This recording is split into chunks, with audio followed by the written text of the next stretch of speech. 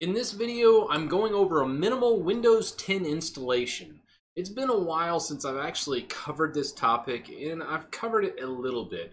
Now, this is more making the ISO or the image to put on a whole bunch of different computers that will minimize it. So you don't need this fancy enterprise or a long-term service branch, and I often actually discourage using a lot of these versions of Windows 10. Mainly because when it comes to Windows 10 and these custom versions, they come with viruses. You usually acquire them through like torrent sites and those types of things. That's no good. You don't want to be downloading them from there just because it can cause all kinds of issues with your system. It can infect your system. It can spy on you. It can do a whole lot of different things. So downloading them from these sites and unauthorized sites, I never recommend for a whole host of reasons. I've personally been burned by doing this, and that's why I said I don't care who you're downloading from. It's not a reputable source. I like to get it directly from Microsoft and then modify the image. So that's what we're going to be doing today. I'm going to download the image from Microsoft and then modify it directly using a tool I call WinToolkit. I have used NT Lite in the past. However, they now charge like 60 bucks for it. And for this, I want to cater to the home user that has probably a home license or maybe even a pro license. But at the same time, you need to be customizing it because a lot of the stuff that's baked into these windows is just horrible and bloated, and it just doesn't feel very good. It doesn't feel very fast. I feel like when I install Windows on my system, it slows me down. So using these custom images, when we have to use Windows, that's what I always use on pretty much any of my systems. Now, there's a whole variety of different custom images and feature releases, which I'll probably touch on a different video. But for this one, I'm going to go ahead and use the latest version out, 1903, and it's going to be based on that. So let's go ahead, download 1903, and start customizing.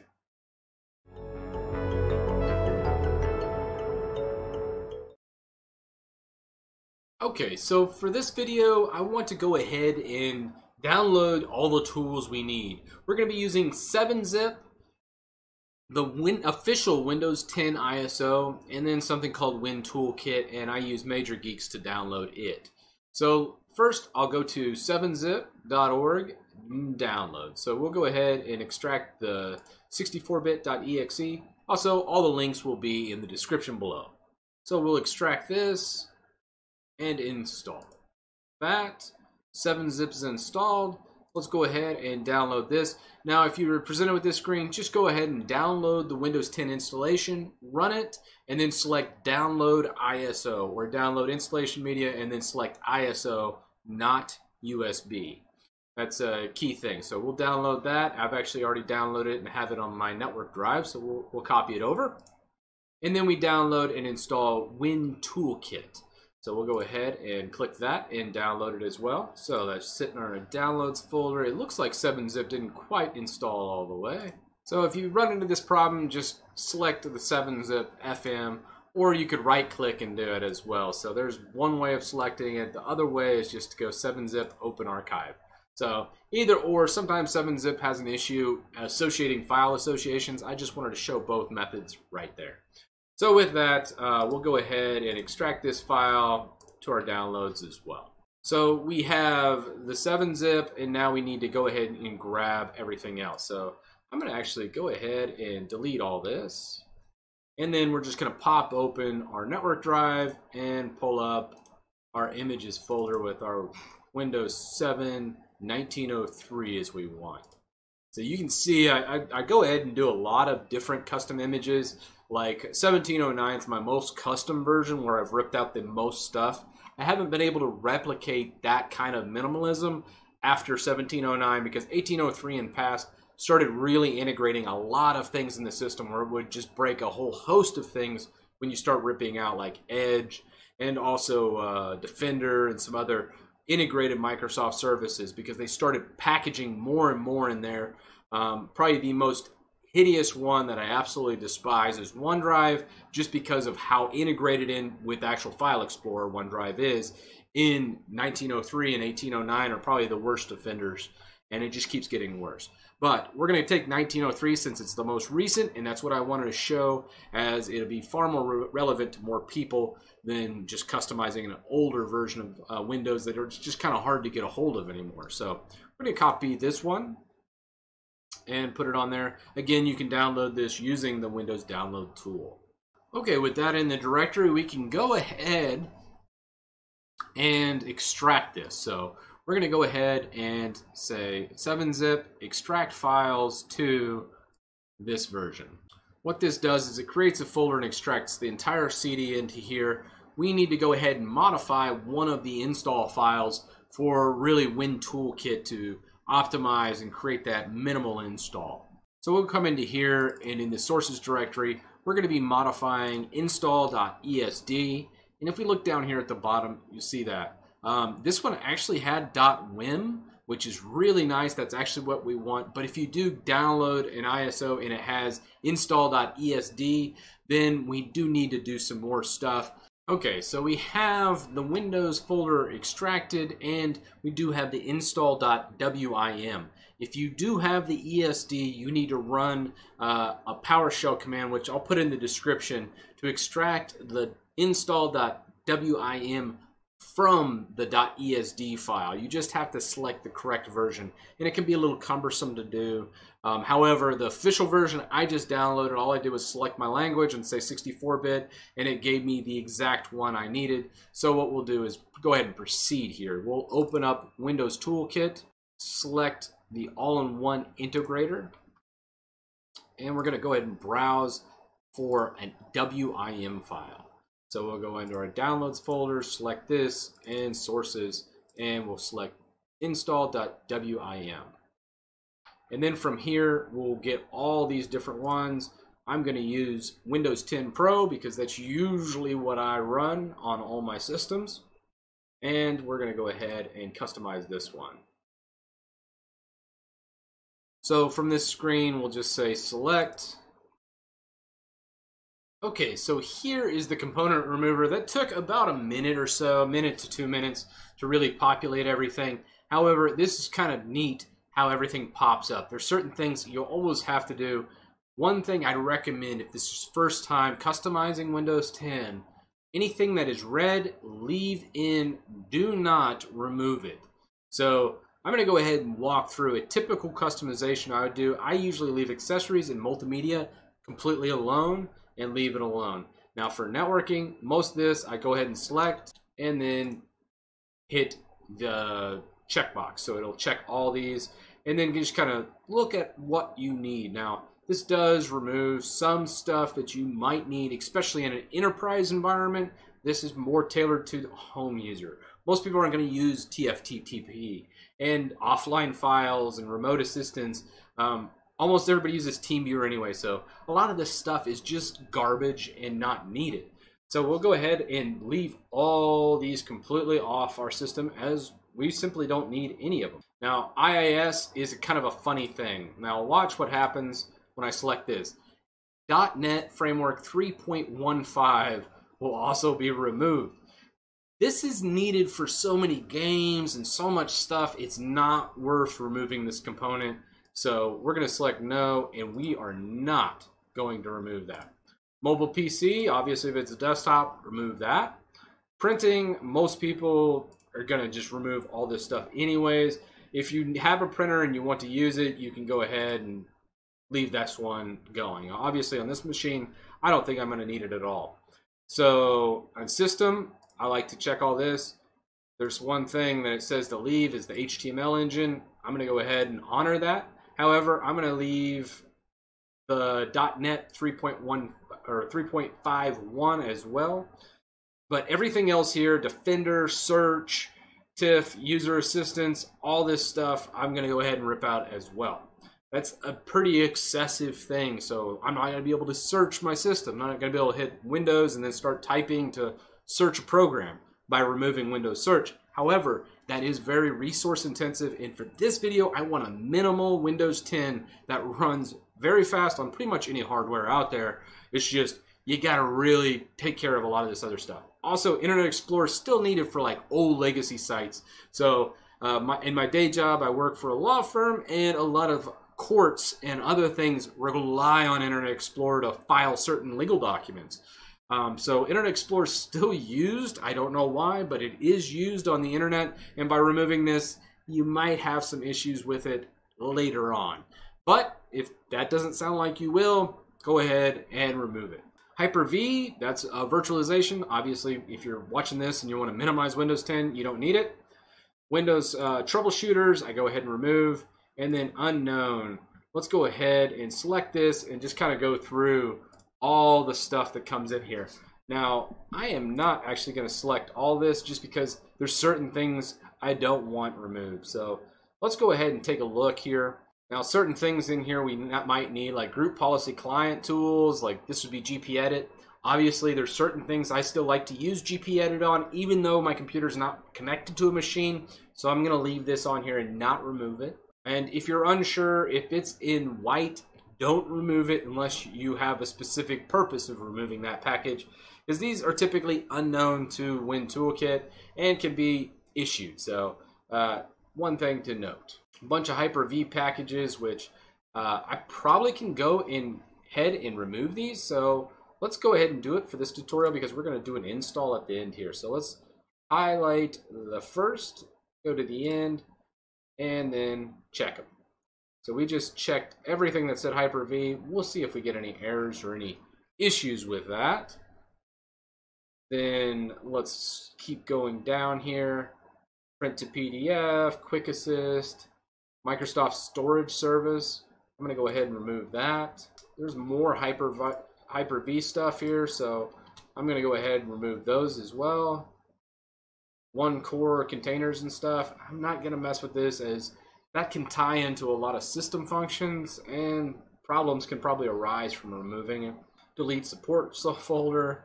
And this is actually a KB package. Honestly, deleting the update, chances are it's just going to re-download it when you get it. So it's not really worth removing. So with all that, I think we can go ahead and remove these components and slim this down. So we're going to go ahead and hit continue.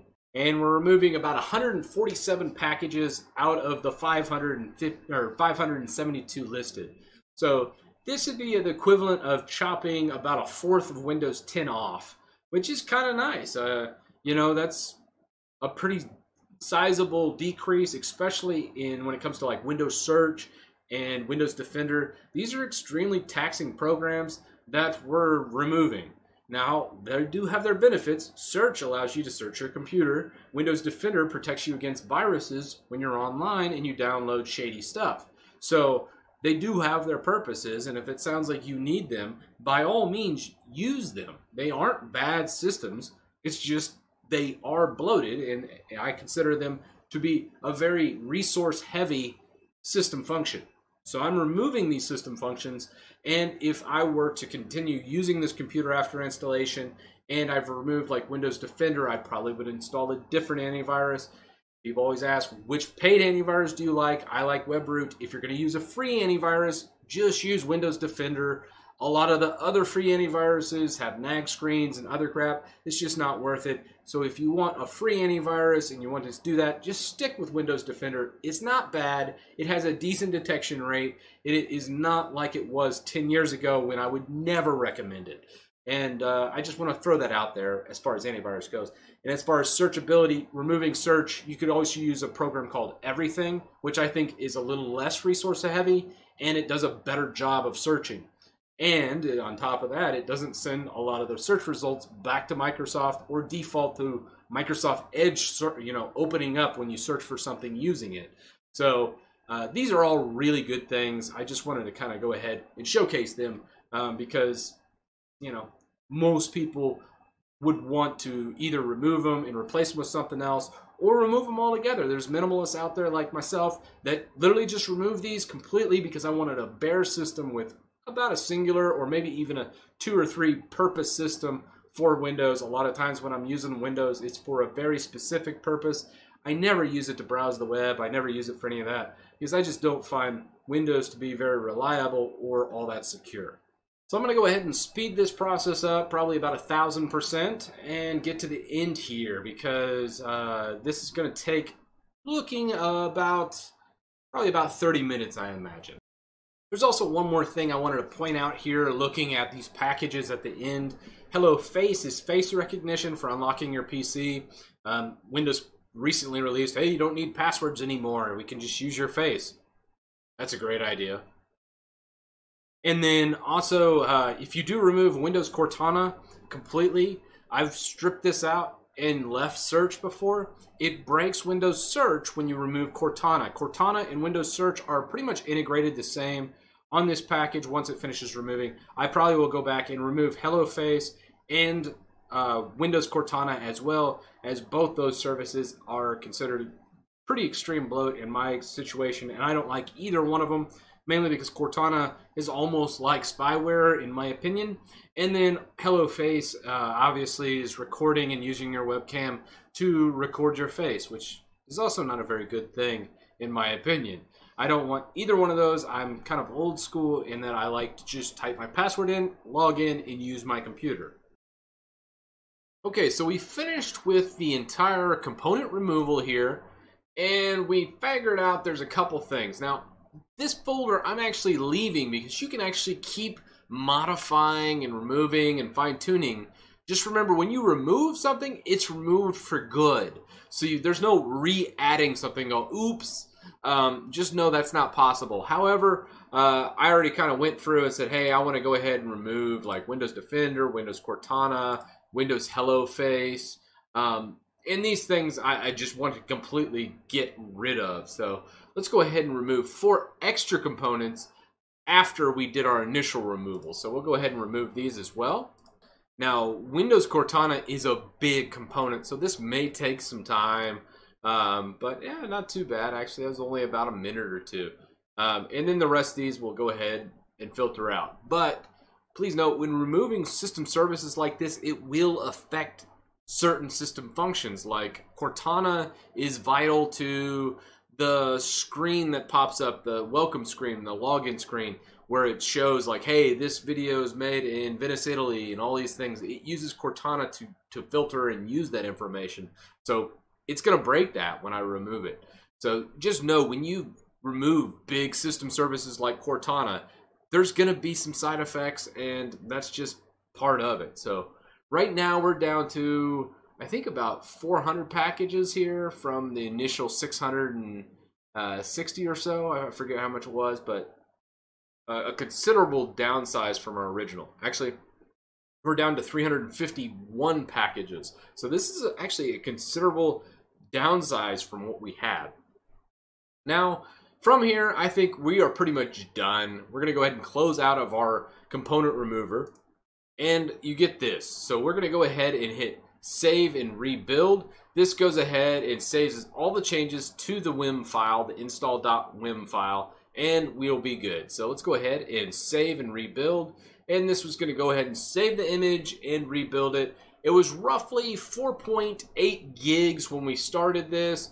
I'm curious to see what it is now. So let's go ahead and wait for this rebuild to happen, and then we'll pick back up after it has finished.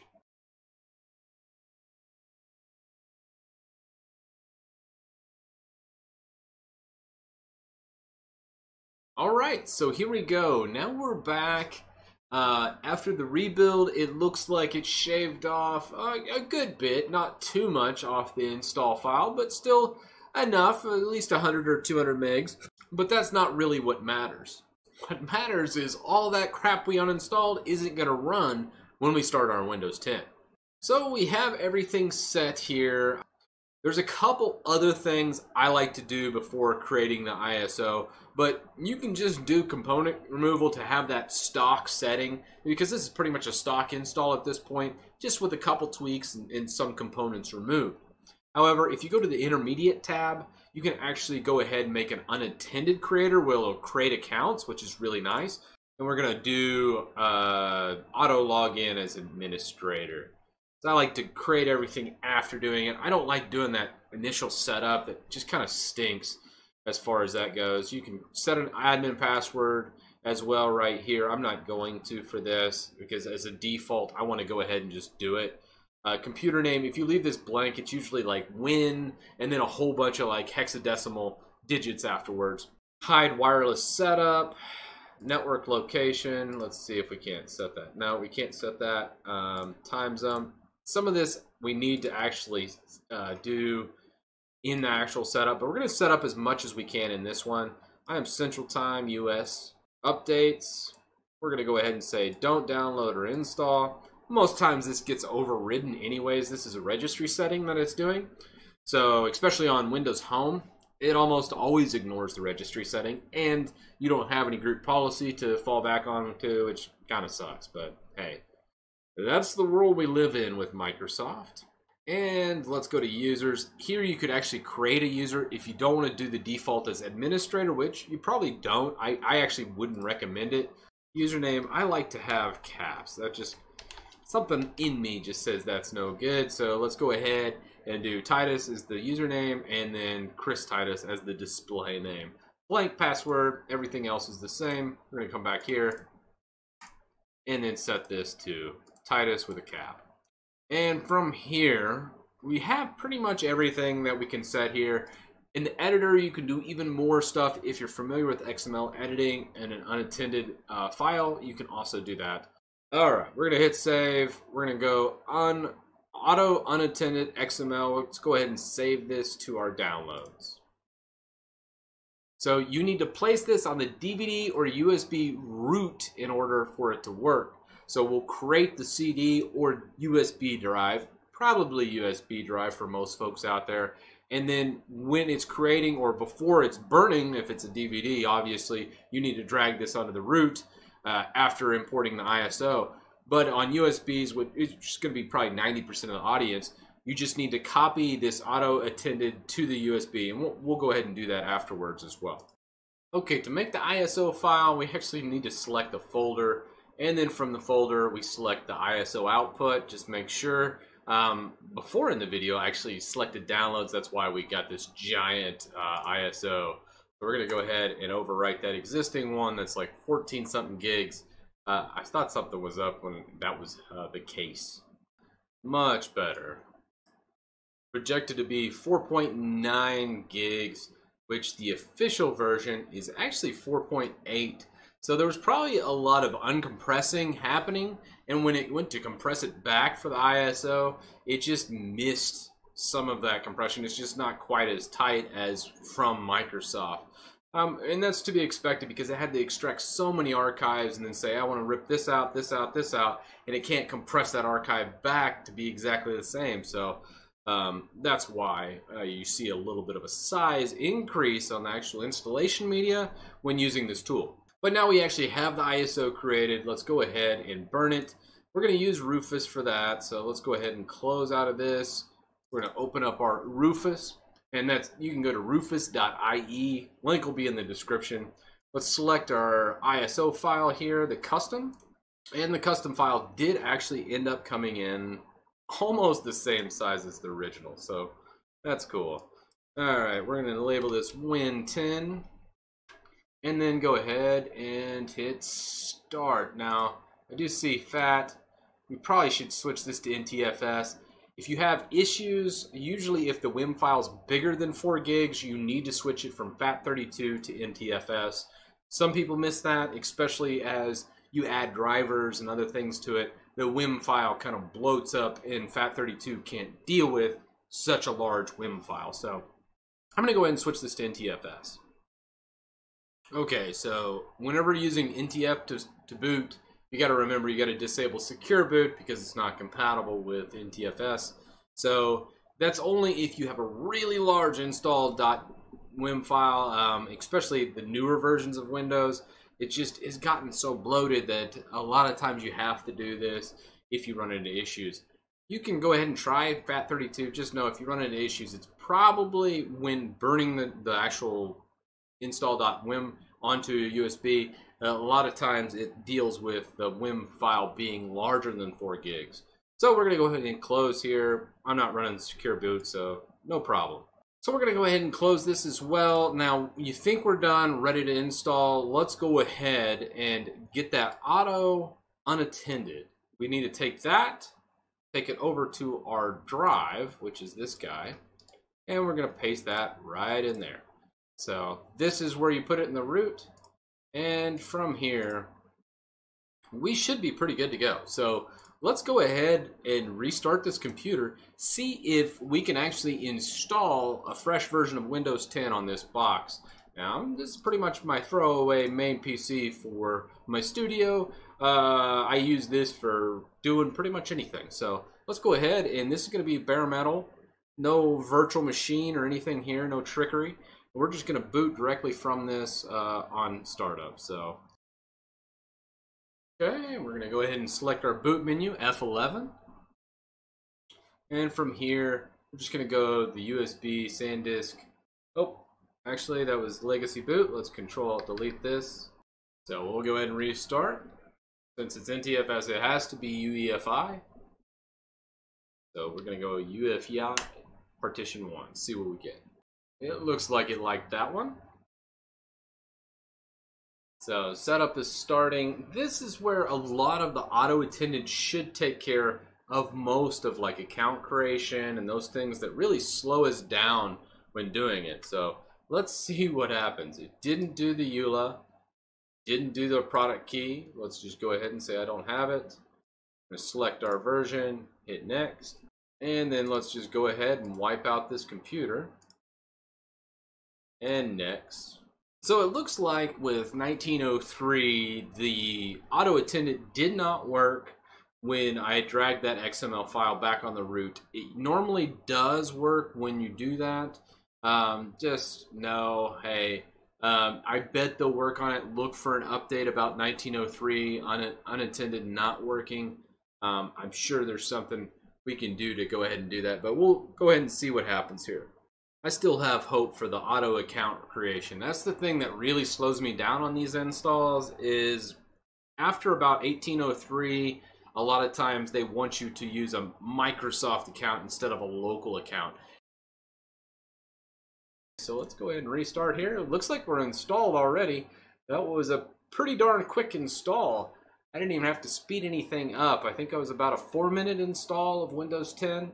Let's see what it looks like on boot, though. That's really the key here. Now, I am using USB 3, I am using UEFI, and I am using all of the things to basically speed this up. It's not using FAT32, it's using NTFS. All of those things speed up the install considerably. And remember, we have been doing a lot of component removal. Now, on top of all those factors that also speed up the install, we also had unencrypted a lot of that install.wim when we actually did the component removal. That means that since it sits in an uncompressed state for some of those archives, it can read and install it even faster. So we're at a 4-minute install during that install screen, which most people, I bet, as you watch this, are going, holy crap, that's fast. And like I said, this is bare metal, so it's not sitting in a VM or not sitting on a hypervisor. I mean, this is a physical box that I'm setting up here. This is pretty fast, so let's see how long this takes. It's at 6 minutes right now on the install. All right, so here's our welcome screen. We are officially 7 minutes in. Let's go ahead and see how fast I can get through this. Now, as you noticed, anybody that's done a Windows 10 install, usually Cortana's screaming at you right now, and we don't have that. So, pretty nice. We are now 8 minutes in. All right, and we are in right at 9 minutes. So, actually a little bit less than 9 minutes here. There we go. So we do have Edge on here. Of course, there's just no getting around getting Edge off of the install anymore. 1709 was the last time you could actually remove Edge by default. Let's see what our install looks like. And now they're still installing crap on here, which to be expected, I guess. But not nearly as much crap as you usually get from the stock install. So I would usually at this point unpin everything, go ahead, go to Night, download my normal utilities while it's also loading my install up. When you first get Windows 10 installed, it's usually downloading a bunch of apps. Normally you'd come in here, pick Chrome or Firefox, you know, Notepad++, And then you can pick anything else you'd want. TeamViewer, if you have a burner. ELC is also a good one.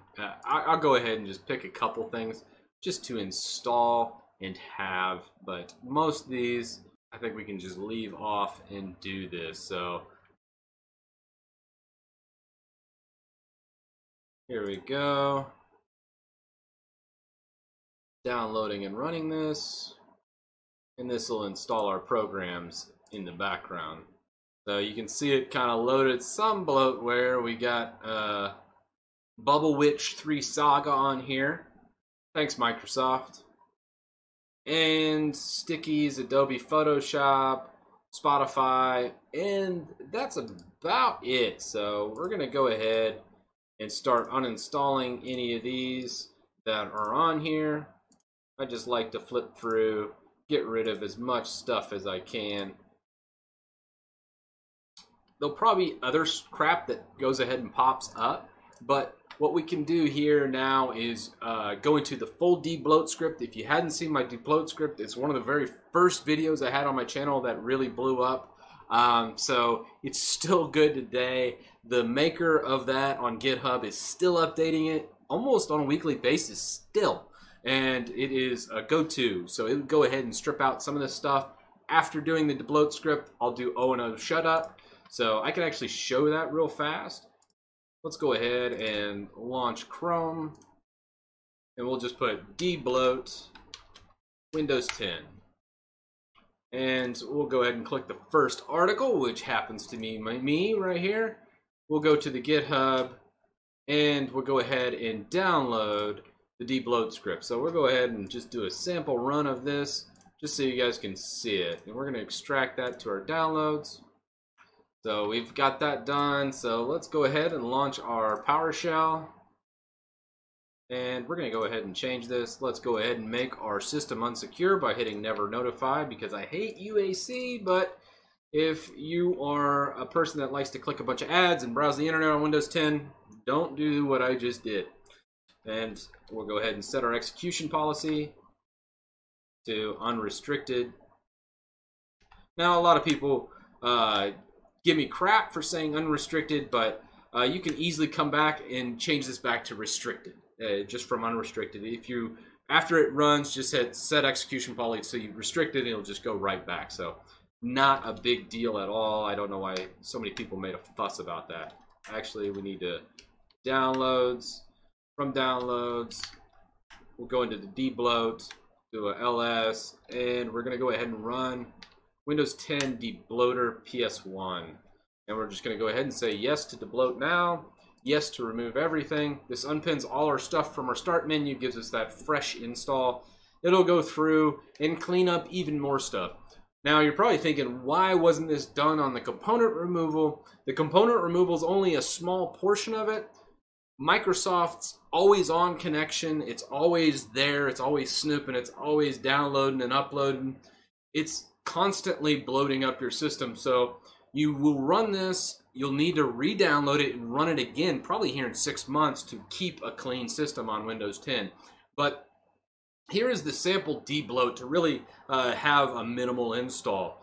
And this will go ahead and get rid of a lot of the Xbox games and those types of things that are in here that are integrated into Windows 10, because again, this is about minimizing as much crap as we can and getting it off.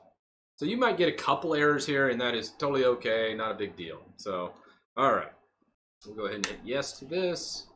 Yes to stopping Edge from taking over as the PDF viewer. Yes to uninstalling OneDrive. Yes to unpinning everything from the start menu.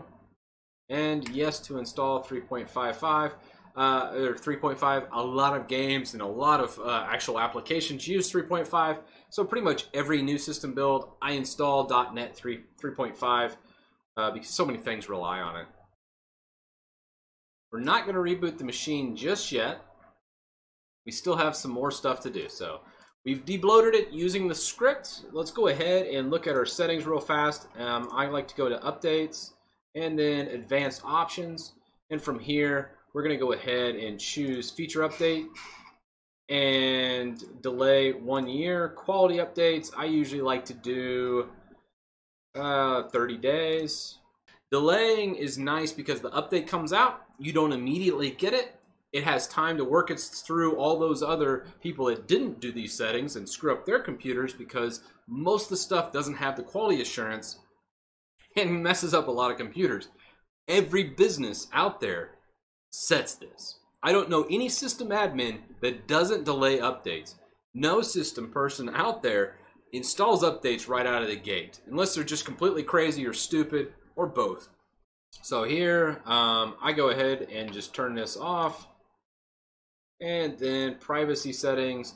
We're going to adjust all the privacy settings using O&O ShutUp, so it's not that big a deal. I just like to delay the updates first. And then let's go back in and do O&O ShutUp real fast. So we'll go download O&O ShutUp. So what most people do is, once in here, they go ahead and apply all of the recommended updates. And that would be my de facto. If you're unsure, apply all the recommended. I like to go a little bit above and beyond and go apply all and somewhat recommended. So there's only a couple things that are left on this. Prohibit apps from running on the background. I actually like to leave this enabled because I don't want any Windows Store apps running without it being in the forefront. That'll mess up a lot of things, such as like the Xbox Store or any other things you download through the Microsoft Store. So please note on that. Disable Smart Screen Filter. I don't really use Edge, so I also disable that. Windows Updates is still enabled, but you notice we've already delayed them. We will disable Microsoft OneDrive because we uninstalled it using the Debloater. And then we will also disable Windows Defender, which actually is not installed, as you see here. There's only 3 icons that we have, but let's go ahead and put that in anyways. So from here, we can just go ahead and hit exit, and we'll hit close, and then we'll hit restart. From here, we now have a very, very clean, minimal, debloated Windows 10.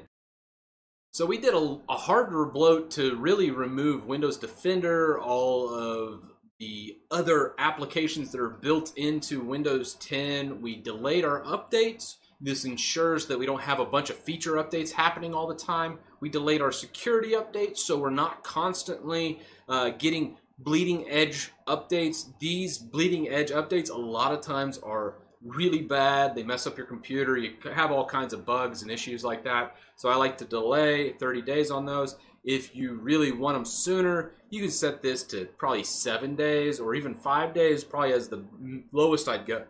But from here, this is all we have in our start menu. It's a bit more bloated than I would personally like, but it's not bad. It is very functional. We have a pretty fast computer here. It is working pretty darn good. It's on the latest feature update that is not horrible. So the unattended, actually, to follow back up on that, it missed a lot of options, but it did go ahead and skip like the network settings. It did create our local account, which was nice. It didn't get our product key and some other things we threw in there to just go ahead and skip through all of that, so it wasn't completely unattended. However, I might come back and revisit the actual full unattended so you wouldn't actually have any prompts. But as you saw, not very many prompts. We had less than a 9-minute to desktop after inserting the USB drive in our computer back there. That's pretty good. Overall, we're about 20 minutes in after running the debloat script and doing O&O ShutUp, and then also doing a lot of the sets of that. So there's still a couple things to do as far as setting everything to default. These types of things still need to be fixed. But if you look at privacy settings, it is far better than where it was. We disabled telemetry. Our CPU usage, if we look here, is pretty good, not bad. We have 1% utilization. Most Windows boxes out of the gate is around 20% utilization or 10% utilization. So this is actually pretty decent as far as a debloated Windows 10. We still have some activity, so not great, but if you don't want activity on startup like that, you're not going to be using Windows 10. You'd use like a minimal install of a Linux build or something like that.